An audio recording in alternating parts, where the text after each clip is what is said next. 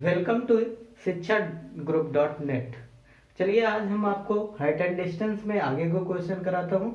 देखेंगे किस प्रकार से हम क्वेश्चन करते हैं और बहुत ज़्यादा 5 सेकंड 6 सेकंड का समय क्वेश्चन में लगता है।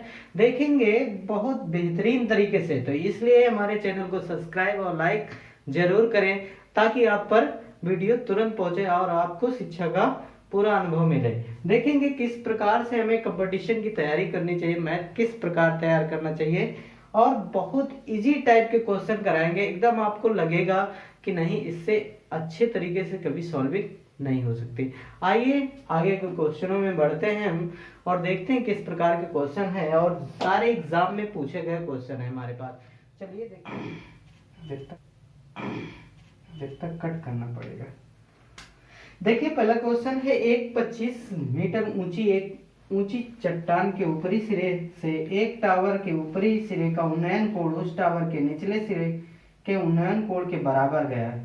इस टावर की ऊंचाई बताइए। कहा गया, देखिएगा एक टावर है और एक टावर और है।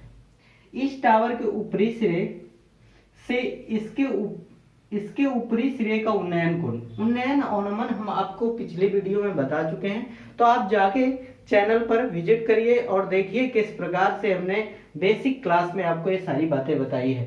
तो चलिए देखते हैं। ये क्षैतिज है आपकी, बात करें तो ये जमीन पर दो पोल हैं, ये दो टावर हैं। बात करें तो ये देखिए क्षैतिज है।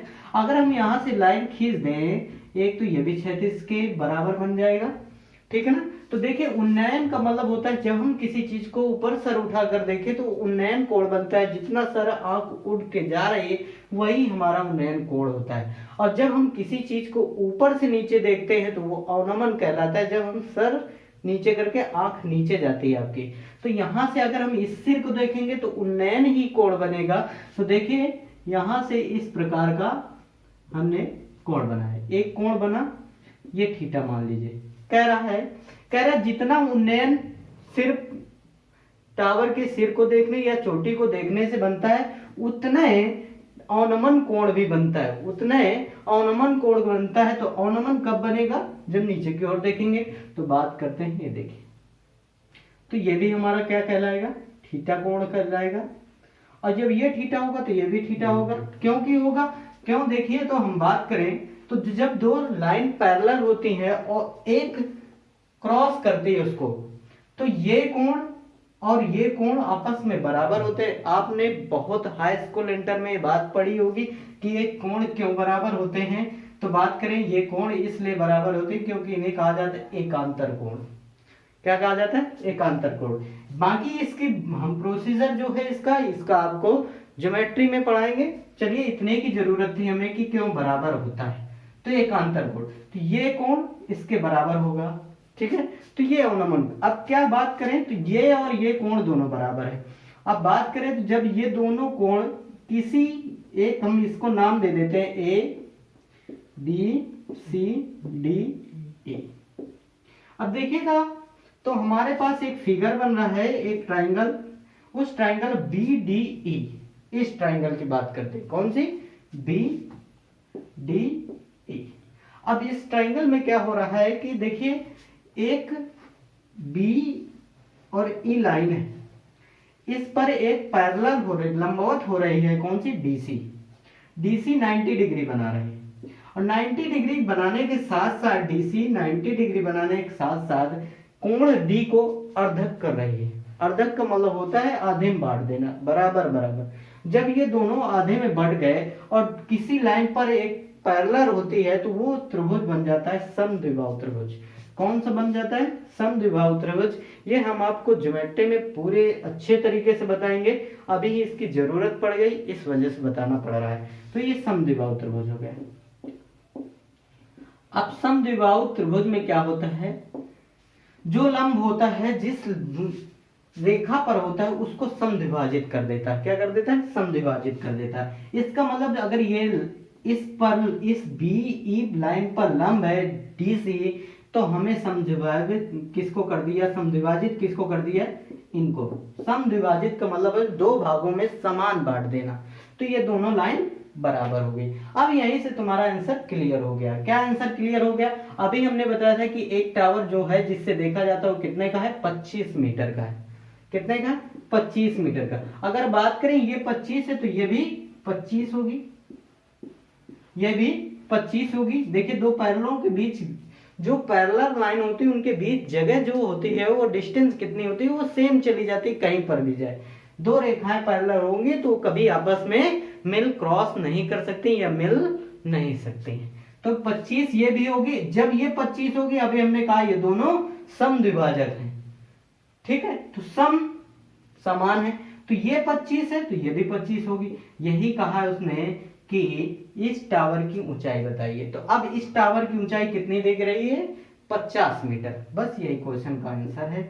आपको इसी तरह सॉल्व करना है कि आपको नजर आए, फिगर ही देख के क्वेश्चन का आंसर नजर आना चाहिए। देखिए लिखा है कि एक टावर के अधूरे निर्माण की चोटी का भूमि पर स्थित एक बिंदु से जो उसके आधार से 120 मीटर दूर है, उन्नयन कोण 45 बनता है। बात इतनी हम पहले बनाते हैं, इतना ही फिगर बनाते हैं जितनी बात कहेंगे, फिर हम आगे क्वेश्चन का करते हैं। लिखा है एक टावर का अधूरा निर्माण, मतलब ये टावर पूरा भी बना नहीं।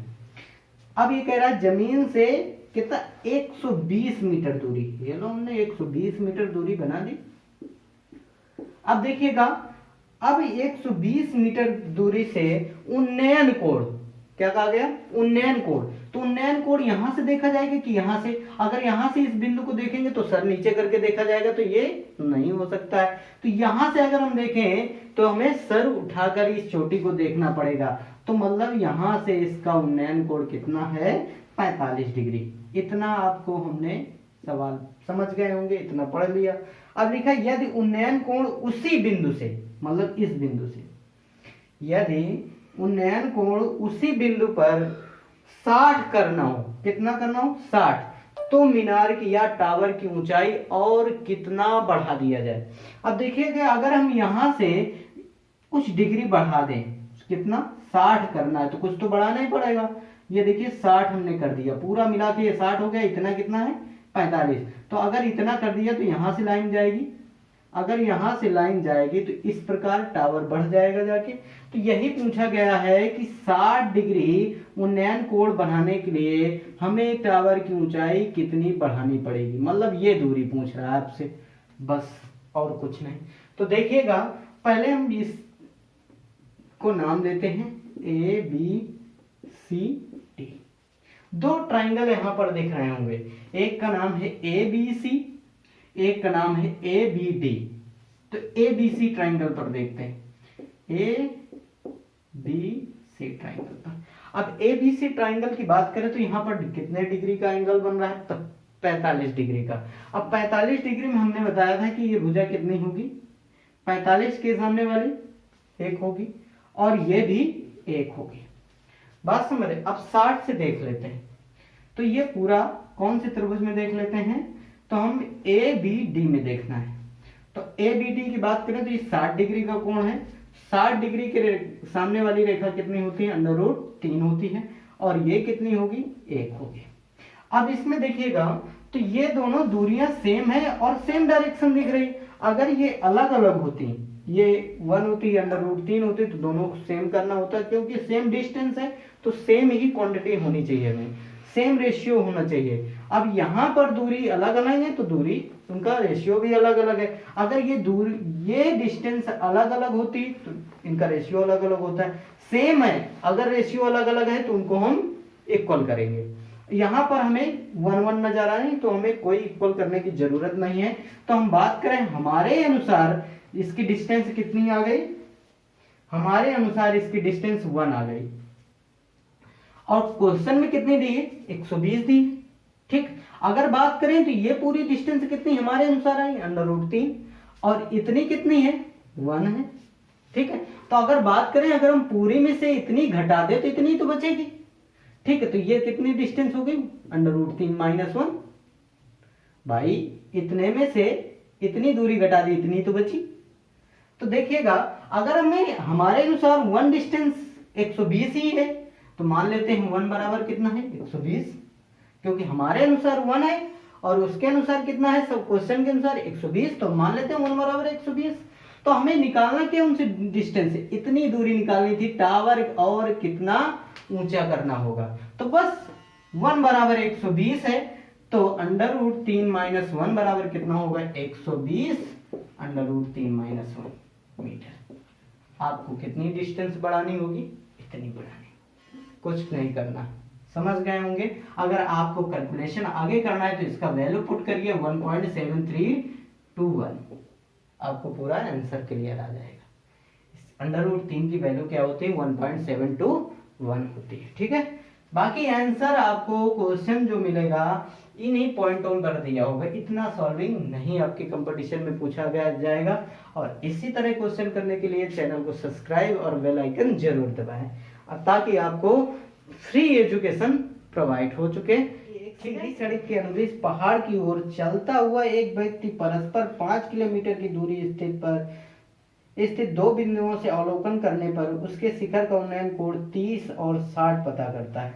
अब देखिएगा, एक पहाड़ के अनुदिश मतलब पहाड़ की ओर चला रहा है एक व्यक्ति, मान लेते हैं ये पहाड़ है आपका, हम बड़ा सा बना देते हैं इस बार पहाड़ आपका, ये लीजिए, ठीक है ना, लेकिन कोई जरूरत नहीं है, लो आधा कर दिया हमने, क्योंकि आपको समझ नहीं है।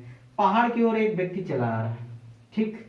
अब कह रहा है कि 5 किलोमीटर की दूरी पर स्थित 2 बिंदु, एक बिंदु से चला और आगे पहुंचा जब दूसरे बिंदु पर, तो ये दूरी कितनी ट्रेवल कर दी, 5 किलोमीटर।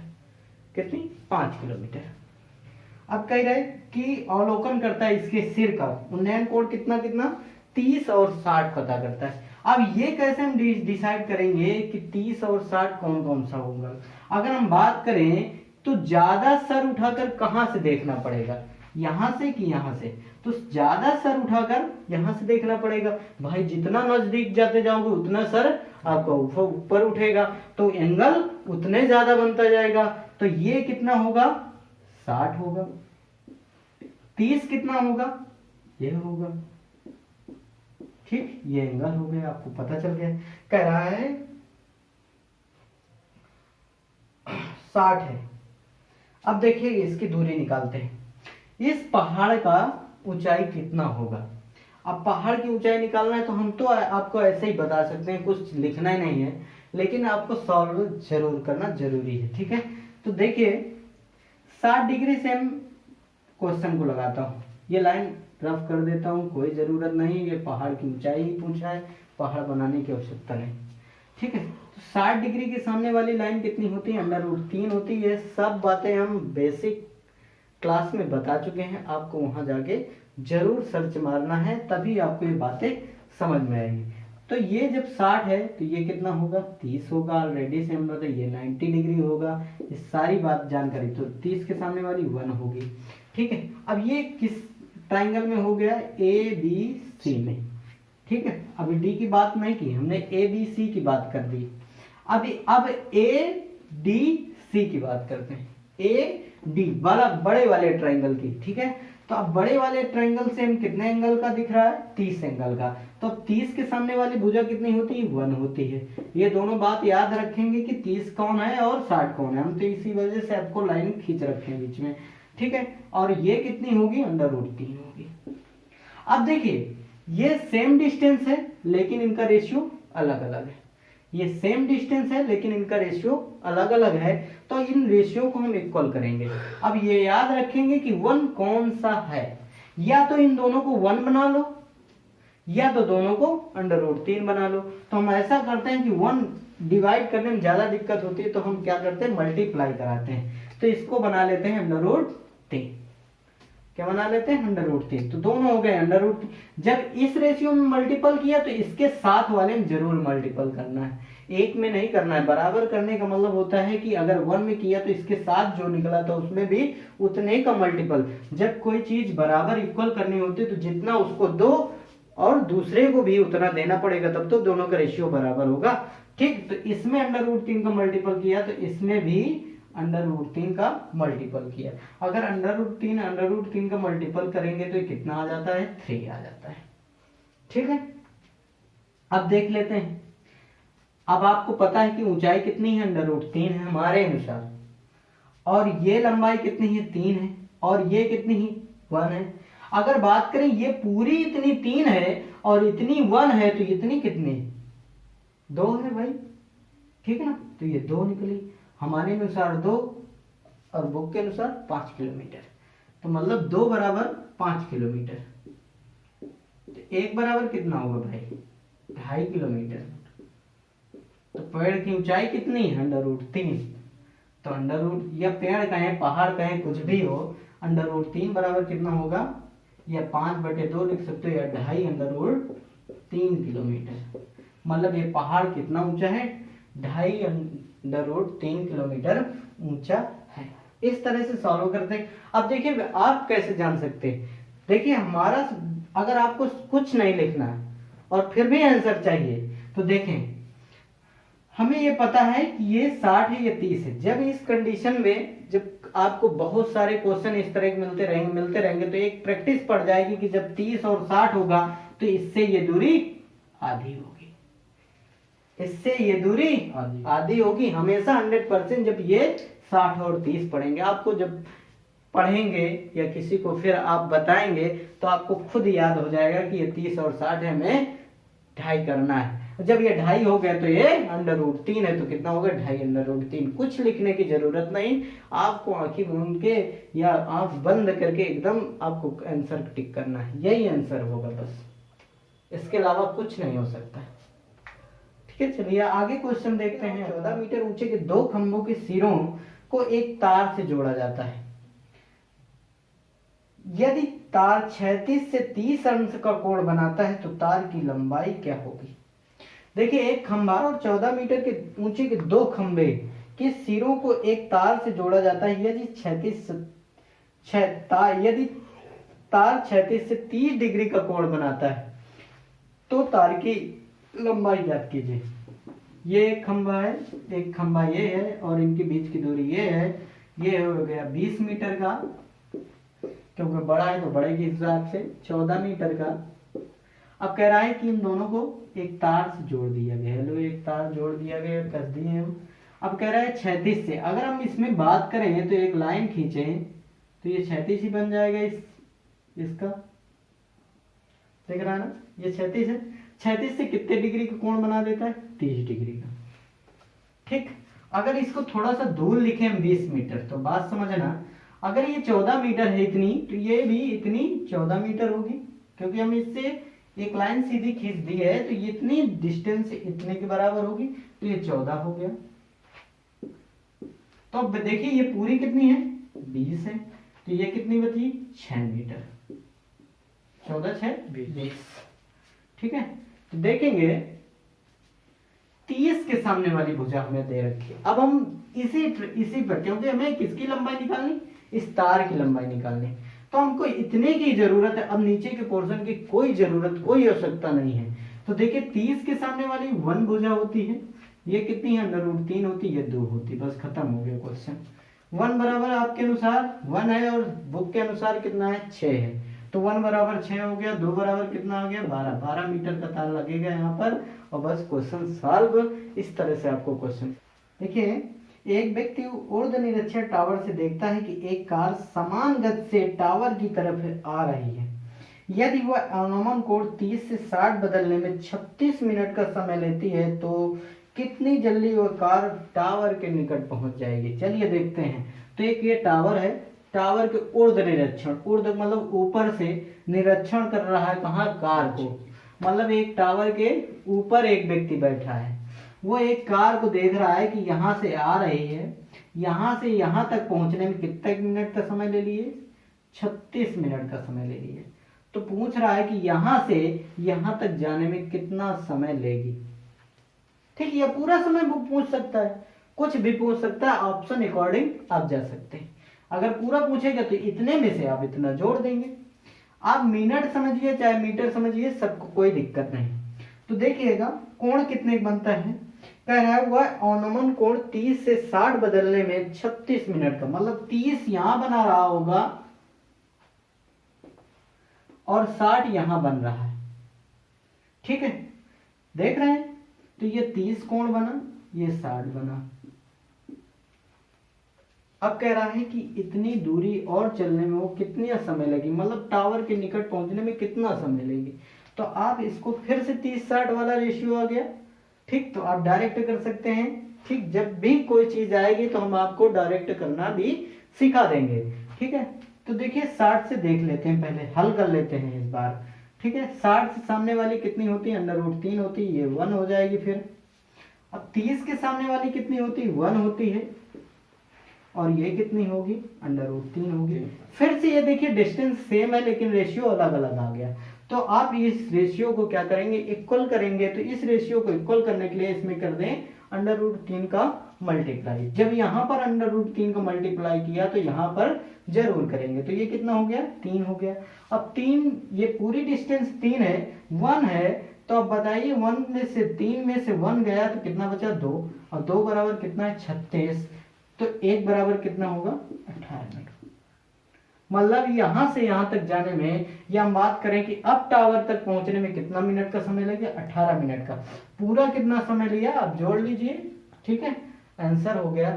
अब फिर आपको कल क्वेश्चन लाएंगे और बेहतरीन बेहतरीन क्वेश्चन जो एग्जाम में पूछे जाते हैं उनको सॉल्व कराएंगे। तब तक हमारे चैनल को कर लीजिए सब्सक्राइब, और आपको इसी तरह के वीडियो मिलते रहेंगे ताकि आपको शिक्षा मुक्त मिल सके, कंपटीशन की तैयारी कर सके। ठीक है, जय।